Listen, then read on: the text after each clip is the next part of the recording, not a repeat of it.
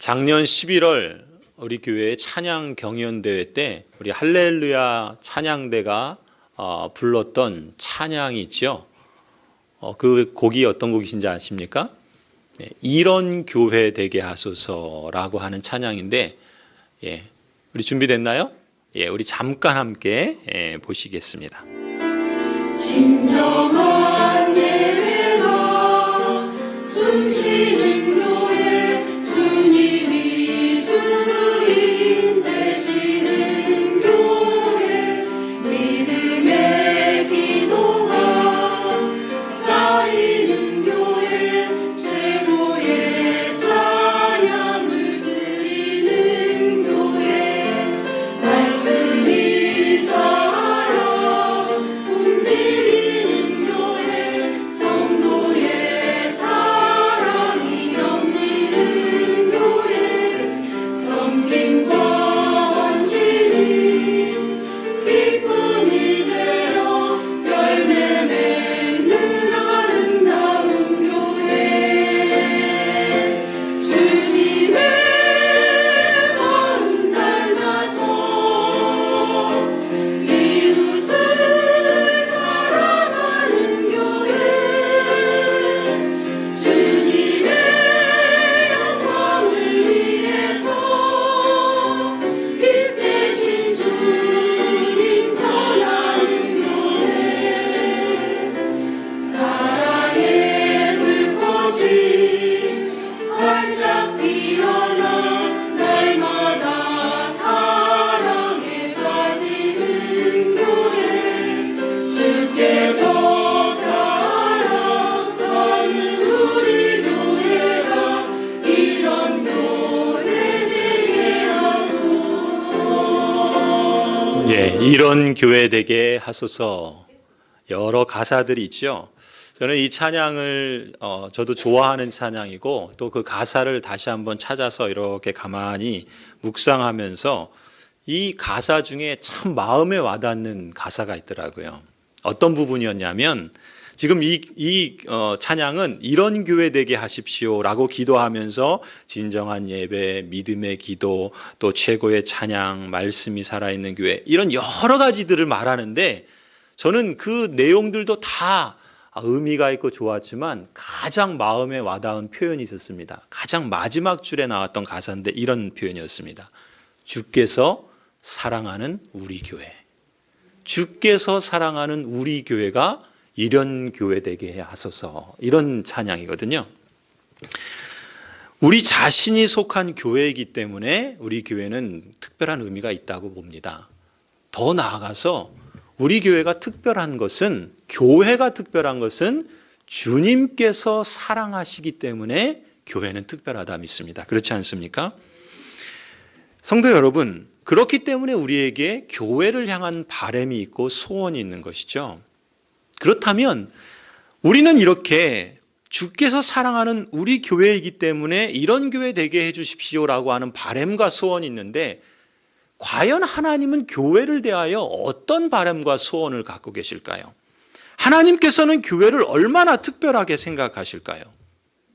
여러분, 이사야 66장을 보시면요, 1절에 이렇게 말씀합니다. 여호와께서 이와 같이 말씀하시되 하늘은 나의 보좌요 땅은 나의 발판이니 너희가 어떻게 내가 살 집을 짓겠으며 어느 곳에다가 나를 쉬게 하겠느냐.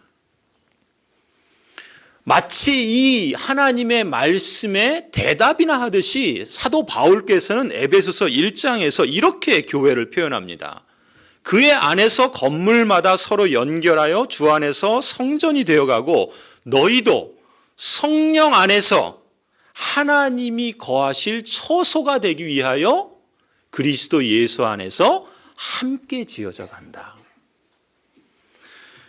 여러분, 지금 이 본문을 가만히 보시면요, 교회는 하나님이 거하실 처소다. 그게 바로 교회다. 이렇게 말씀하시는 겁니다.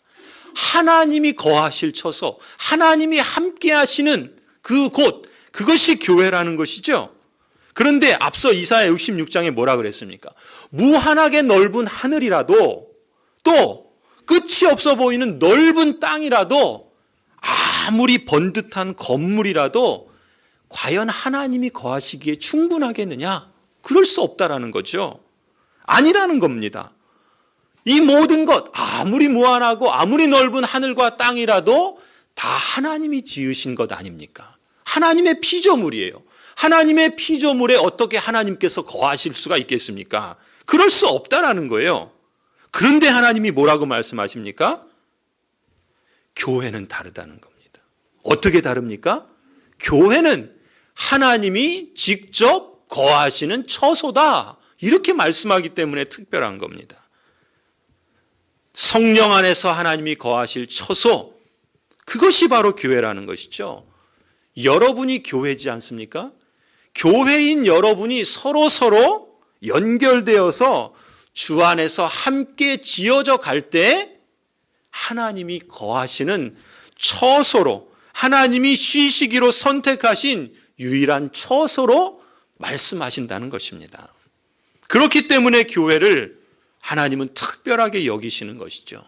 교회는 특별한, 무한한 하늘이나 그 넓은 땅이나 번듯한 어떤 건축물보다 특별한 것이 바로 교회입니다. 성도 여러분, 여러분의 가치는 어느 정도입니까? 여러분은 어떤 것을 여러분의 가치로 생각할 때 가장 내가 참 귀하다, 내가 참 존귀하다, 그걸 느끼십니까?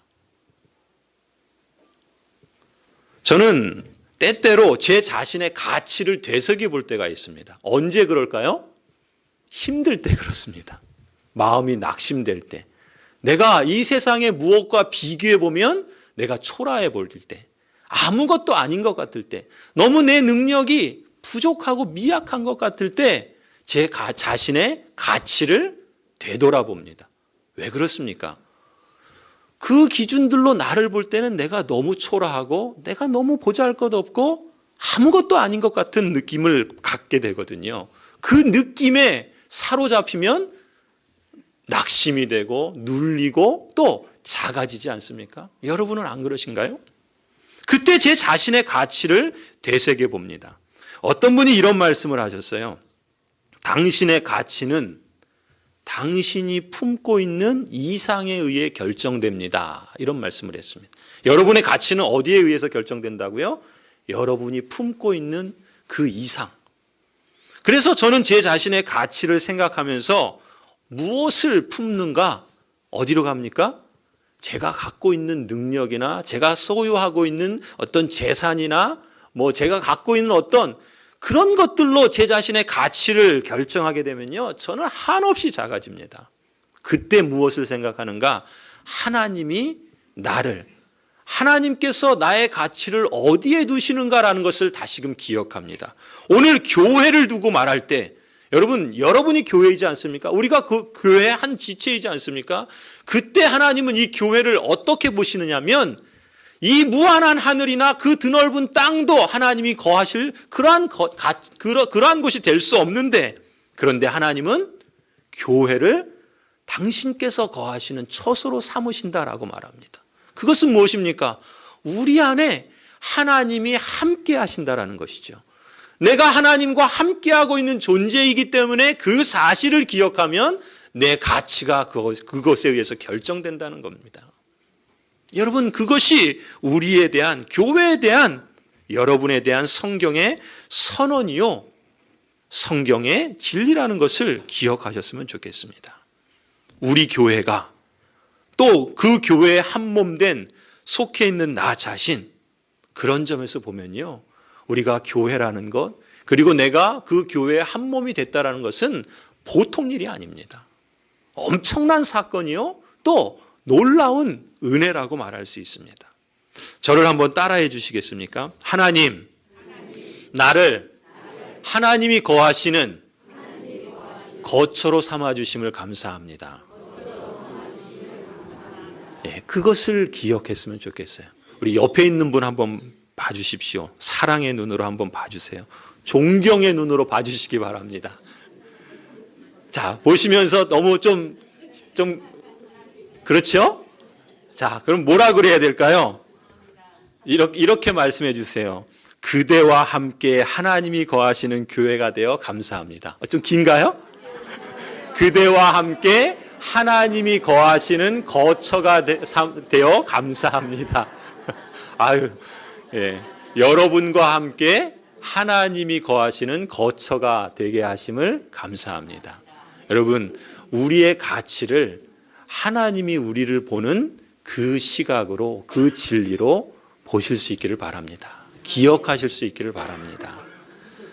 교회는 그렇게 보면 참 존귀하고 고귀한 거죠. 하나님이 거하시고 또 하나님이 쉬시기로 선택하신 성전, 그것이 바로 교회인 줄로 믿습니다. 자, 그런데요, 에베소서 1장 22절에서 앞에 있는 본문에 보시면 우리가 주목할 표현이 있습니다. 22절 우리 같이 한번 읽어볼까요? 21절, 22절 같이 함께 읽겠습니다. 시작. 그의 안에서 건물마다 서로 연결하여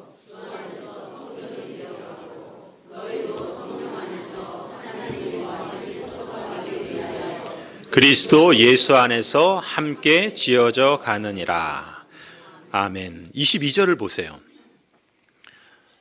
성령 안에서 하나님이 거하실 처소가 되기 위해서 어떻게 된다고요? 그리스도 예수 안에서 함께 지어져 간다라는 표현을 쓰고 있어요.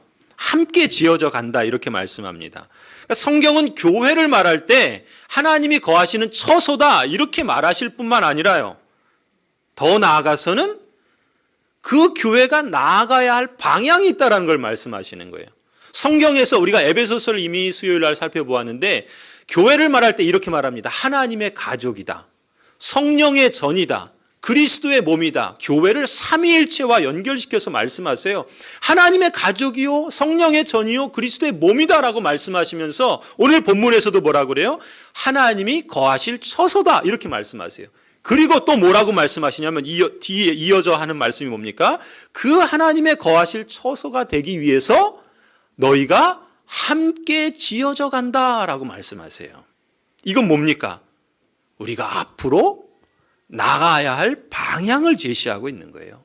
우리의 존재와 우리의 정체성, 우리의 가치를 선언하실 뿐만 아니라 그런 우리가 앞으로 가야 할 방향이 있는데 그것이 무엇인가? 함께 지어져 가야 된다는 겁니다. 함께 지어져 가야 된다. 성령 안에서 하나님이 거하신 처소가 되기 위해서 그리스도 안에서 함께 지어져 가야 된다. 그런데 이 표현을 가만히 보시면 여러분 짐작하시겠지만 교회가 가야 할 방향을 건축 용어로 쓰고 있죠. 함께 지어져 간다는 표현은 뭐예요? 건축 용어 아닙니까? 건물을 이렇게 짓듯이 함께 지어져 간다는 건축 용어잖아요. 말하자면 사도 바울께서는 교회의 사명을 말할 때 교회의 사명은 건축이다라고 말씀하시는 거예요. 건축이다. 아멘입니까? 예. 이렇게 아멘이 쉽게 나오네요. 저는 안 하실 줄 알았는데, 예. 교회의 사명이 건축에 있다라고 말하는데 보통 건축하면 여러분 뭘 생각하시죠? 예, 건물을 생각합니다. 눈에 보이는 예배당을 건축한다 그런 생각을 하세요. 그런데 여러분 22절을 이 본문을 여러분 편견 없이 한번 보시기 바랍니다. 21절부터 앞에 있는 본문을 보시면 이 본문 그대로 보시면 함께 지어져 가야 할 그 대상이 뭡니까? 건물이에요? 예배당입니까? 아니죠. 성도예요. 사람입니다.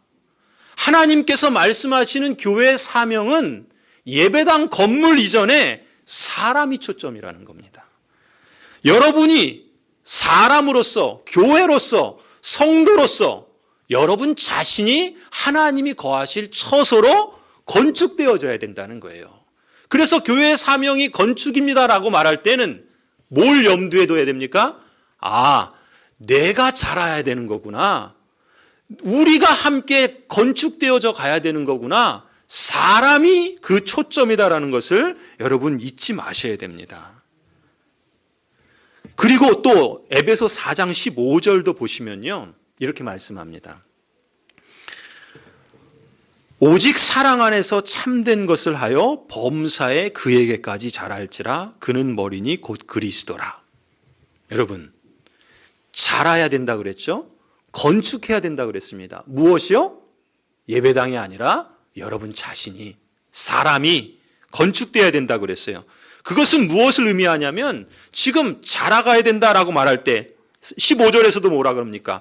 오직 사랑 안에서 참된 것을 하여 범사에 그에게까지 자랄지라 그는 머리니 곧 그리스도라. 여기서는 앞에서는 건축용어로 사용했지만 여기 지금 4장에서는 생명체로 자라는 것을 말하고 있는 거죠. 무슨 얘기겠습니까? 성전은요, 건물이 아니라 생명을 가진 몸이라는 겁니다. 성전은 몸이에요. 어떤 몸이냐면 생명을 가진 몸입니다. 유기체라는 것입니다. 그래서 그에게까지 자랄지라 라고 말하면서 머리를 말하잖아요.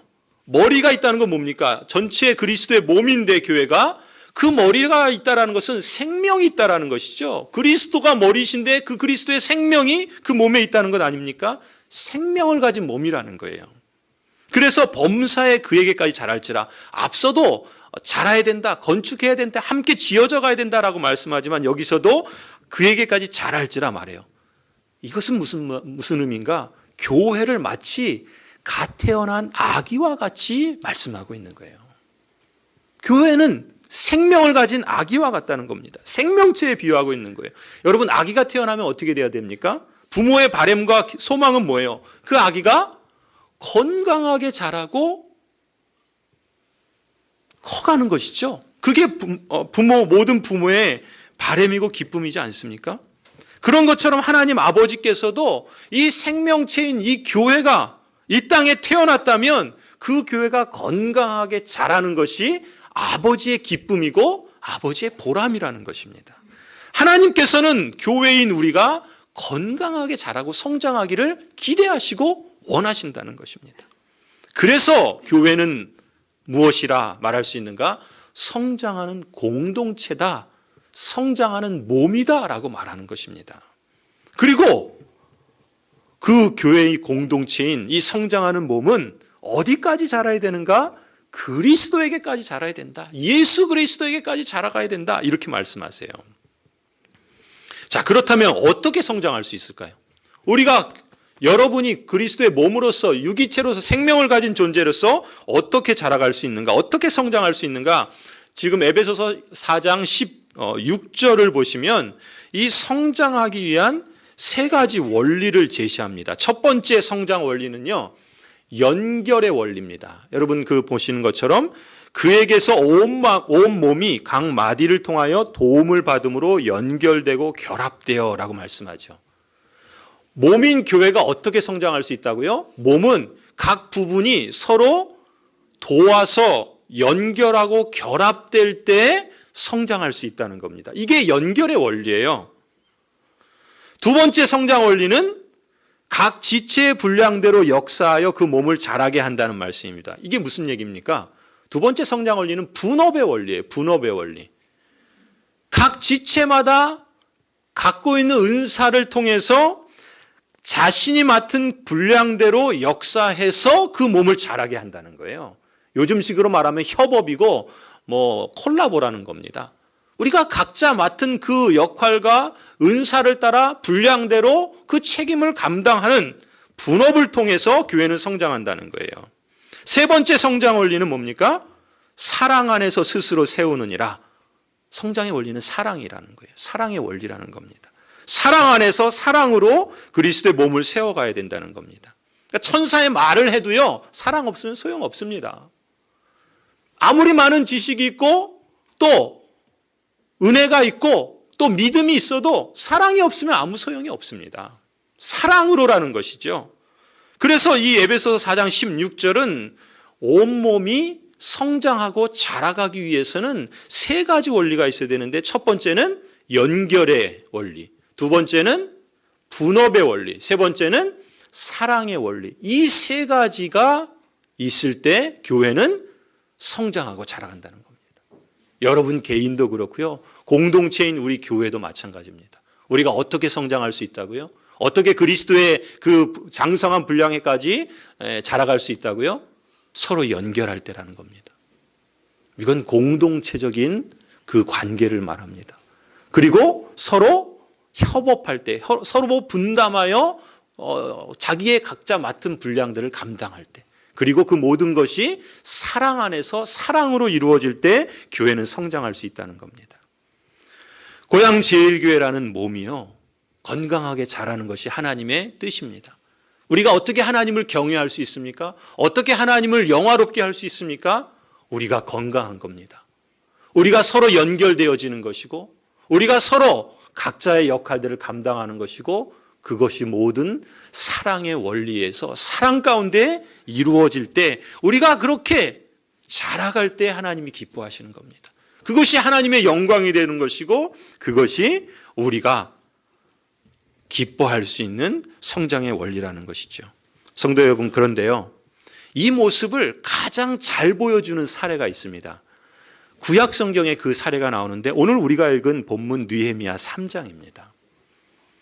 느헤미야 3장을 우리가 본문으로 읽은 이유가 있습니다. 지금 이 에베소서에서 사도 바울께서 말씀하시는 그리스도의 몸이 교회인데, 이 몸이 어떻게 성장할 수 있는가 세 가지 원리를 제시하고 있는데, 그것을 구체적으로 적용한 사례가 바로 이 느헤미야 공동체의 모습 가운데서 발견할 수 있다는 겁니다. 이 느헤미야가 속한 교회, 유다 백성들이 속한 교회, 느헤미야 공동체라고 불러봅시다. 이 느헤미야 공동체는요, 당시에 어떤 그 과제가 있었냐면, 예루살렘 성벽을 다시 재건하는 그런 문제에 직면하고 있었습니다. 여러분, 그림을 한번 보시겠습니까? 앞에 보시는 그림이 당시 느헤미야 시대의 예루살렘이라 그래요. 지금 그 굵은 그 선으로 이어진 것이 그 당시 예루살렘 성인데, 여러분 보시면은 그 마치 이렇게 깔때기 모양처럼 이렇게 길게 남북으로 이어져 있는데, 위에가 북쪽이고 그리고 밑에가 남쪽이라고 보시면, 이 예루살렘 성벽은요, 총 10개의 문으로 이루어졌답니다. 그리고 그 문을 양 옆으로는 성곽이 있겠죠. 망대가 있겠죠. 그 성은 그 적들로부터 보호하기 위한 것이니까 성문이 있고, 그 옆에 망대가 있어서 적들이 들어오는 걸 관찰하고 막는 역할을 하겠죠. 그리고 그 문들로 이어지는 성벽이 있지 않겠습니까? 그래서 이 예루살렘 성벽은 당시에 10개의 문과 여러 개의 망대, 성벽으로 연결되어 있는 구조인데, 이 성벽이 회파됐다는 소식을 느헤미야가 듣고 유다 백성들과 함께 먼 나라에 살다가 돌아와서 이 성벽을 재건하는 거예요. 그런데 이 성벽을 재건하는데 느헤미야가 이 일을 어떻게 진행하냐면, 전체 이 성벽을 42개의 구간으로 나눕니다. 그리고 대략 한 40여 명의 책임자들을 세워서, 감독자로 세워서 그 공사를 진행하게 해요. 근데 여기서 우리가 주목할 세 가지가 있어요. 세 가지. 느헤미야 우리가 3장 전체를 읽어야 되는데 우리가 10절까지만 읽었습니다. 이 3장에서 주목해야 될 세 가지가 있는데, 첫 번째는요, 이 성벽을 재건하는 이 느헤미야 공동체가 이 일을 어떻게 하냐면 연결의 원리로 합니다. 연결의 원리. 연결의 원리는 뭐예요? 서로 도와서 연결하고 결합하는 겁니다. 어떻게 하겠어요? 유다 공동체 전체가 서로 연합해서 한 마음으로 이 건축을 진행합니다. 그런데 이 본문 3장을 쭉 보시면요, 참 독특한 내용들이 기록되어 있어요. 여기에 참여한 사람들을 보면은 다양한 사람들이 있습니다. 유다 공동체 안에. 첫 번째 보시면요, 1절에 보시면 대제사장 엘리야십이 소개되죠. 가장 먼저 이 성벽을 재건하는 이 공사에 솔선수범했던 사람이 지도자들이었습니다.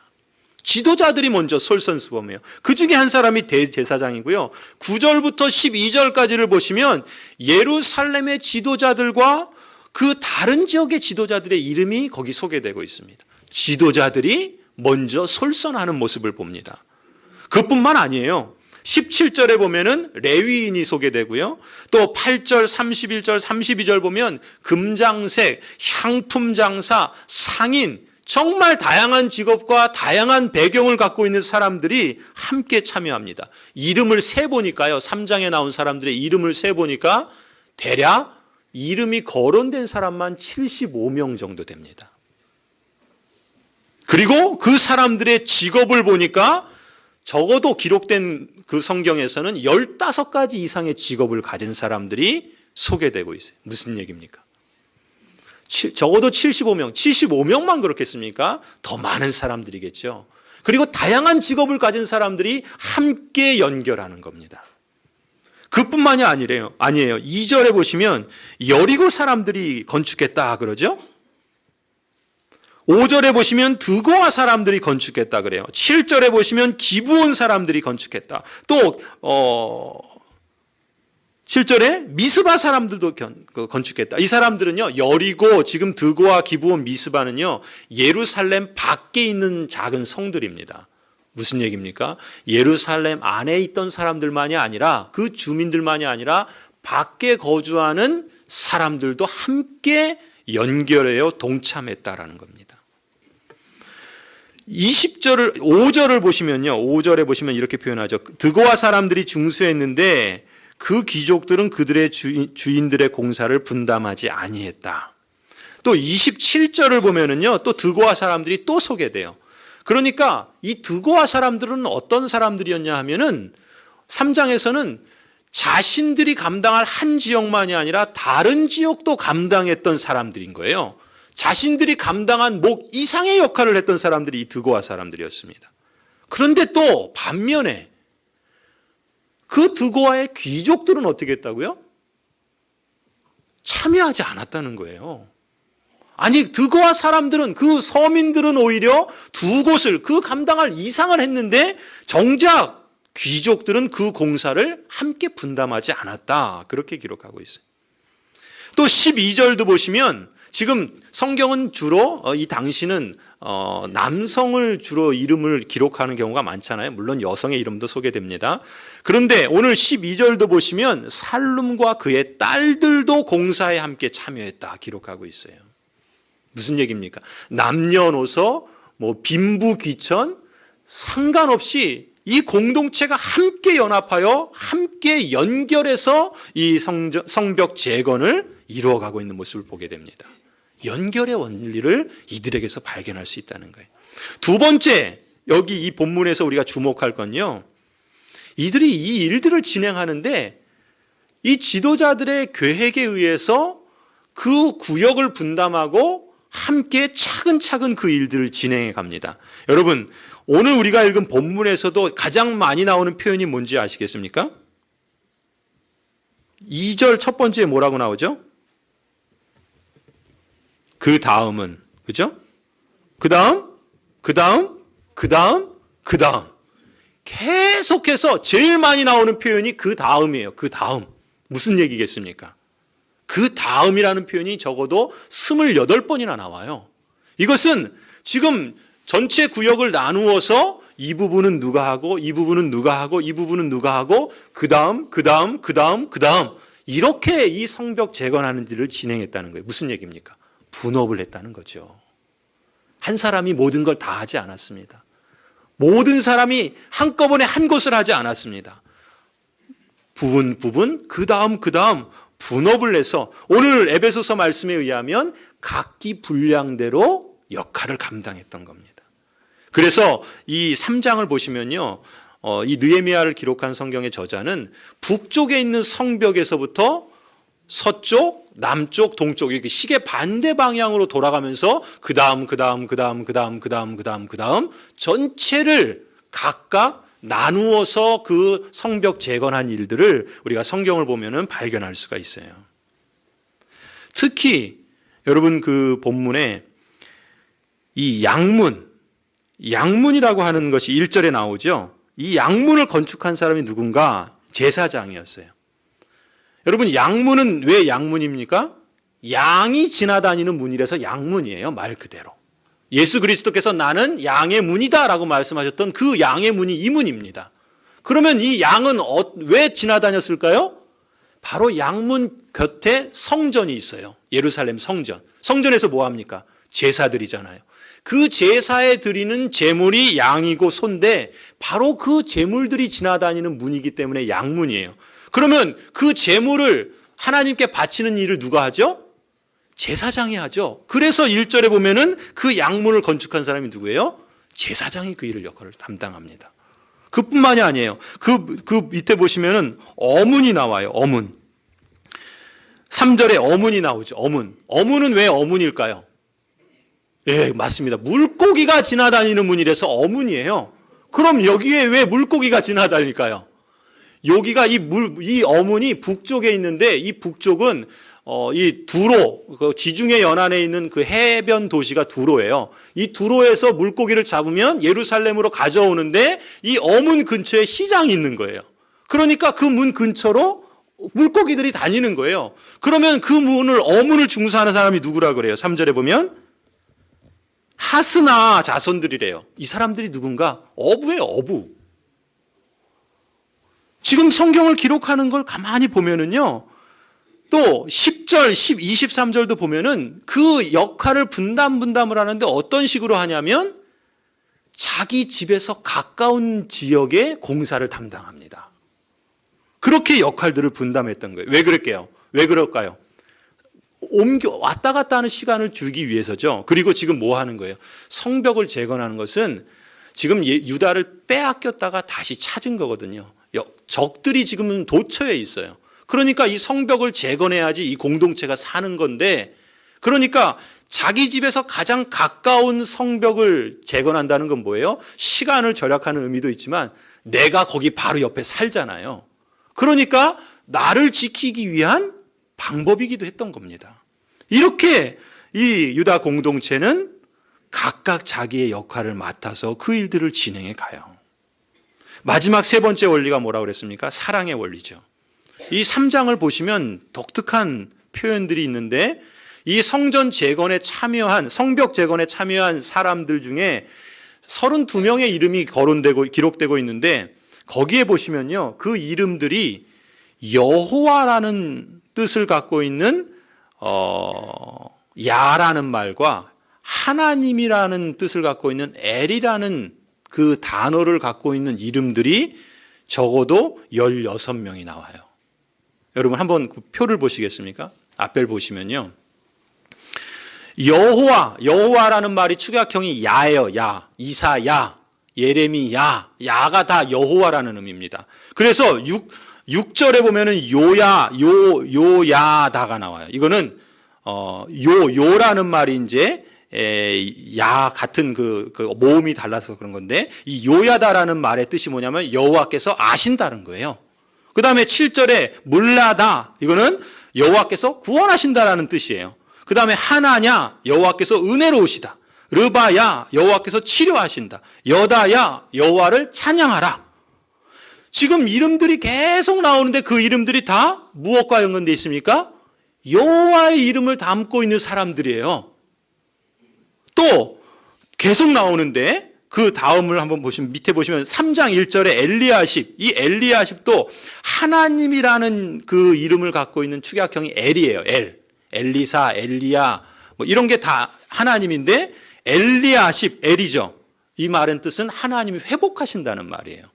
또 3장 7절에 보면 우시엘 있어요. 우시엘, 하나님은 나의 힘이다라는 뜻이에요. 제가 왜 이 말씀을 여러분에게 말씀드리냐면, 이 성도들이 이 성벽을 재건하는 역사에 동참했던 이유가 있었습니다.